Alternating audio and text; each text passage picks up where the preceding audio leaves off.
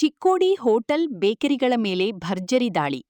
29 ಗೃಹಬಳಕೆ gas ಸಿಲಿಂಡರ್ಗಳನ್ನು ಜಪ್ತಿ.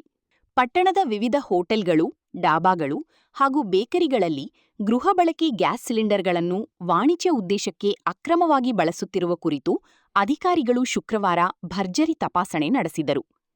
ತಹಶೀಲ್ದಾರ್ ರಾಜೇಶ ಬುರ್ಲಿ ಅವರ ನೇತೃತ್ವದಲ್ಲಿ ನಡೆದ ಕಾರ್ಯಾಚರಣೆಯಲ್ಲಿ ಅಕ್ರಮವಾಗಿ ಬಳಕೆ ಮಾಡುತ್ತಿದ್ದ ಸುಮಾರು 29 ಗೃಹಬಳಕೆ ಗ್ಯಾಸ್ ಸಿಲಿಂಡರ್ಗಳನ್ನು ಜಪ್ತಿ ಮಾಡಲಾಗಿದೆ. ಗೃಹಬಳಕೆ ಗ್ಯಾಸ್ ಸಿಲಿಂಡರ್ಗಳನ್ನು ವಾಣಿಜ್ಯ ಉದ್ದೇಶಕ್ಕೆ ಬಳಸುವುದು ಕಾನೂನುಬಾಹಿರವಾಗಿದ್ದು, ಇಂತಹ ಅಕ್ರಮ ಚಟುವಟಿಕೆಗಳ ವಿರುದ್ಧ ಮುಂದಿನ ದಿನಗಳಲ್ಲೂ ಕಟ್ಟುನಿಟ್ಟಿನ ಕ್ರಮ ಕೈಗೊಳ್ಳಲಾಗುವುದು ಎಂದು ತಹಶೀಲ್ದಾರ್ ರಾಜೇಶ ಬುರ್ಲಿ ಎಚ್ಚರಿಕೆ ನೀಡಿದರು. ಹೋಟೆಲ್ ಹಾಗೂ ಡಾಬಾ ಮಾಲೀಕರು ಕಡ್ಡಾಯವಾಗಿ ಅಧಿಕೃತ ವಾಣಿಜ್ಯ ಗ್ಯಾಸ್ ಸಿಲಿಂಡರ್ಗಳನ್ನೇ ಬಳಸಬೇಕು ಎಂದು ಅಧಿಕಾರಿಗಳು ಸೂಚಿಸಿದರು. ಕಾರ್ಯಾಚರಣೆಯಲ್ಲಿ ಆಹಾರ ಇಲಾಖೆ ಅಧಿಕಾರಿ, ಆಹಾರ ಶಿರಸ್ತೇದಾರ ಹಣಮಂತ ಕಾಂಡೇಕರ ಹಾಗೂ ಆಹಾರ ನಿರೀಕ್ಷಕಿ ಐಶ್ವರ್ಯ ದಿವಟೆ ಉಪಸ್ಥಿತರಿದ್ದರು.